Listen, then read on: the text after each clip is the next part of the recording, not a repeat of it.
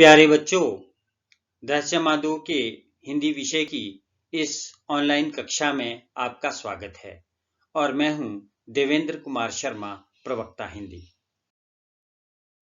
बच्चों, आज हम अंतराल भाग 2 के अंतर्गत जो पहले 2 पाठ हैं उनका पुनरावलोकन करेंगे।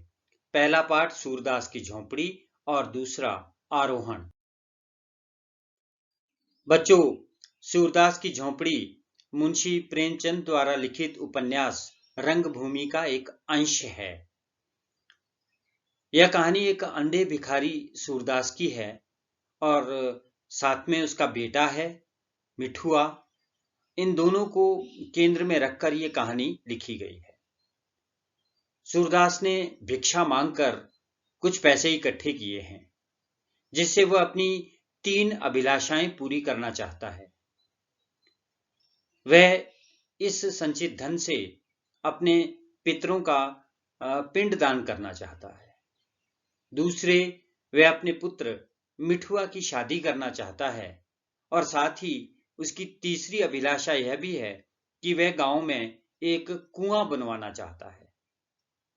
लेकिन उसी गांव में जगधर और भैरों भी रहते हैं। भैरों की पत्नी सुभागी अपने पति की रोज रोज की मार से बचने के लिए सूरदास की झोंपड़ी में शरण ले लेती है। इसी ईर्ष्या भाव से भैरों सूरदास को अपना दुश्मन समझकर उससे किसी भी प्रकार से बदला लेने की ठान लेता है, जिससे भैरों सूरदास से ईर्ष्या करने लगा है।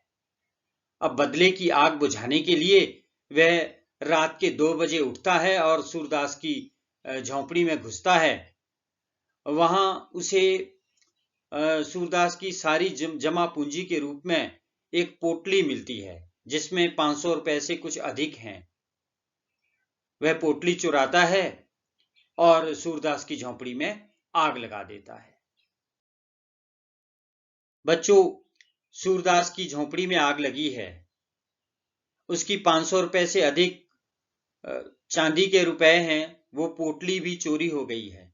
लेकिन सूरदास अपनी इस आर्थिक हानि को जगधर से भी और बाकी सबसे भी गुप्त रखना चाहता है, क्योंकि वह एक गरीब भिखारी है। गरीब भिखारी के पास इतने पैसे होना एक लज्जा की बात थी।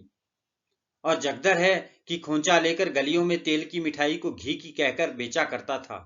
यह उसकी बेईमानी का प्रतीक है।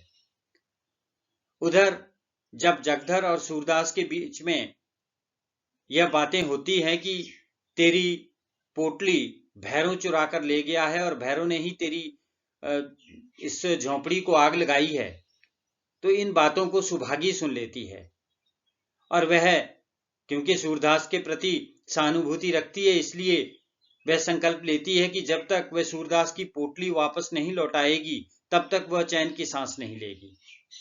सूरदास अपनी इस दशा से दुखी था, लेकिन उसी समय घीसू मिठुआ को पीटता है और साथ में वह कहता है कि तू खेल में रोता है, इसलिए तेरे साथ कोई नहीं खेलेगा।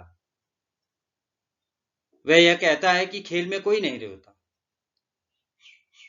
इस बात से सूरदास को एक बल मिलता है।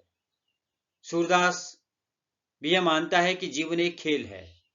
उसकी मनोदशा बदल जाती है। वह एक खिलाड़ी की भांति उत्साह और आत्मविश्वास से भर जाता है, जो अगला खेल खेलने को तैयार होता है।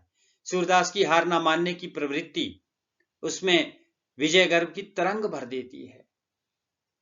बच्चों, सूरदास के चरित्र की विशेषता यह है कि झोंपड़ी जला दिए जाने के बावजूद वह किसी से बदला लेने में विश्वास नहीं करता, बल्कि पुनर्निर्माण में विश्वास करता है। यह गांधीवादी सोच प्रेमचंद जी ने इस उपन्यास के माध्यम से हमारे सामने रखी है। इसीलिए जब मिठुआ सूरदास से सवाल पूछता है कि जो कोई 100 लाख बार हमारी झोंपड़ी को आग लगा दे तो हम क्या करेंगे, इसके जवाब में वह दृढ़ता से कहता है तो हम भी 100 लाख बार बनाएंगे। इससे पता चलता है कि सूरदास इस जीवन को एक खेल मानता है। हमारे लिए पाठ्यक्रम में दूसरी कहानी है आरोहण। यह संजीव द्वारा लिखी गई है और इस कहानी को यात्रा वृतांत की भांति लिखा गया है। इस कहानी में लेखक ने पर्वतारोहण की जरूरत और वर्तमान समय में उसकी उपयोगिता को रेखांकित किया है। उसने पर्वतीय क्षेत्र में रहने वालों के जीवन संघर्ष और प्रकृति परिवेश से उनके संबंधों को भी चित्रित किया है। किस प्रकार पर्वतीय प्रदेशों में प्राकृतिक आपदाएं आती हैं, भूस्खलन होता है, पत्थरों के खिसकने से पूरा जीवन और समाज नष्ट हो जाता है, यह इस कहानी के अंदर बताया गया है। यह कहानी पहाड़ी क्षेत्र में रहने वाले दो भाइयों की है, भूप सिंह और रूप सिंह। एक दिन रूप सिंह कपूर साहब के साथ घर छोड़कर भाग जाता है। भूप सिंह उसे रोकने की बहुत कोशिश करता है, लेकिन वह भूप दादा यानी बड़े भैया को धक्का देकर चला जाता है। भूप दादा नीचे गिर जाते हैं।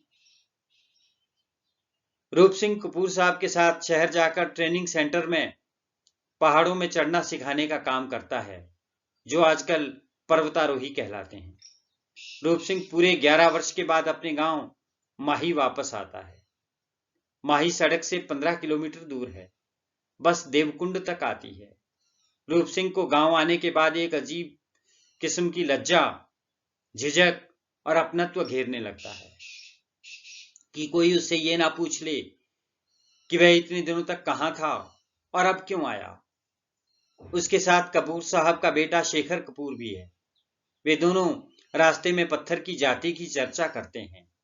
ग्रेनाइट, मेटामार्फिक, इग्नियस, सैंडस्टोन, सिलिका आदि पत्थर के अनेक प्रकारों को वे पत्थर की जाति कहते हैं। रूप सिंह का गांव माही पहाड़ों के ऊपर उस पार, पहाड़ी के उस पार स्थित है। वह हिमांग पहाड़ की तलहटी में बसा है। हिमांग पहाड़, वहां तक पैदल जा नहीं सकते, इसलिए एक दुकानदार से जाने का साधन पूछते हैं। तो वह दुकानदार एक बच्चे को उन्हें छोड़ने के लिए कहता है। उस बच्चे का नाम महीप है। उसके पास 2 घोड़े हैं, हीरू और वीरू नाम के। पहाड़ों के नीचे से सुपिन नदी की कलकल के बहने की आवाज के साथ किसी बाली उम्र की लड़की की मधुर गीत गाने की आवाज सुनाई देती है, जिसे सुनकर वे पुलकित हो जाते हैं। रूप सिंह ने उस पहाड़ी लोकगीत का अर्थ शेखर को समझाया। उसमें हिलांस नामक पक्षी का वर्णन आया है। कुछ समय के बाद वे गांव पहुंच जाते हैं, जहां रूप सिंह त्रिलोक नामक बूढ़े से उसके भाई भूप सिंह के बारे में पूछता है, यह बताते हुए कि मैं रूप सिंह हूं जो 11 साल पहले भाग गया था। तब बूढ़ा उससे सवाल करता है कि तुम इतने दिनों तक कहां थे और क्या करते थे। तब रूप सिंह उन्हें अपने बारे में बताता है कि मैं पहाड़ चढ़ना सिखाता हूं और मुझे उस काम के लिए 4000 रुपए तनख्वाह मिलती है। तब वह हंस पड़ता है कि इस काम का कौन पैसा देता है। इतने में किसी के आने की आहट आती है। वह कोई और नहीं, भूप सिंह है। उसके चेहरे पर ताजगी भरी होती है। भूप दादा को देखकर रूप सिंह हैरान रह जाता है। ऊपर जाते ही उसकी भाभी से मुलाकात होती है। भूप सिंह अपने बीते वक्त की बात बताते हुए कहता है, भूस्खलन होने से सारा गांव बर्बाद हो गया और माँ और बाबूजी मलबे में दब गए। मैं ऊपर छानी में था तो बच गया, लेकिन इन्हीं आंखों से उनको दबते हुए मौत का मंजर देखता रहा। उसके बाद मैंने शादी कर ली और धीरे धीरे सब ठीक हो गया। हमने कुछ खेतों को मलबे हटाकर खेती करना शुरू कर दिया। सब ठीक चल रहा था, लेकिन तभी भाभी शैला पेट से थी, कुछ काम नहीं कर पाती थी, इसलिए मैंने दूसरी शादी कर ली। लेकिन शैला को यह अच्छा नहीं लगा। एक दिन उसे ना जाने क्या सूझी और उसने मुझे और हमारे बच्चे महीप को छोड़कर सुपिन नदी में कूदकर आत्महत्या कर ली। महीप भी मुझे गुनाहगार मानकर छोड़कर चला गया। महीप वही लड़का है जो रूप सिंह और उसके साथी को उन घोड़ों पर बिठा कर लाया है। रूप सिंह सब सुनकर दंग रह गया और भाई से बोला कि मेरे साथ शहर चलो, हम साथ रहेंगे। लेकिन भूप सिंह ने मना कर दिया। वह अपनी जमीन और पहाड़ों को छोड़कर नहीं जाना चाहता। आज की इस ऑनलाइन कक्षा में इतना ही। यह इन 2 पाठों का पुनरावलोकन था। पाठ के अंत में हर घर पाठशाला पोर्टल पर आपको कार्यपत्रक के रूप में एक लिंक दिया जाएगा। उस लिंक के माध्यम से आपसे कुछ प्रश्न पूछे जाएंगे जिनके उत्तर विकल्पों में से आपको चुनने हैं और उसके आधार पर आपको आत्मावलोकन करना है कि आपने कितना पढ़ा है। जब आपको इन दोनों पाठों से संबंधित शिक्षण सामग्री हर घर पाठशाला के माध्यम से पहुंचाई गई थी, उसको आपने कितना पढ़ा है।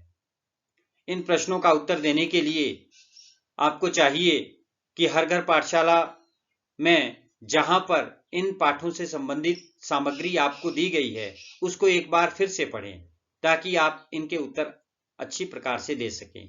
धन्यवाद। जय हिंद।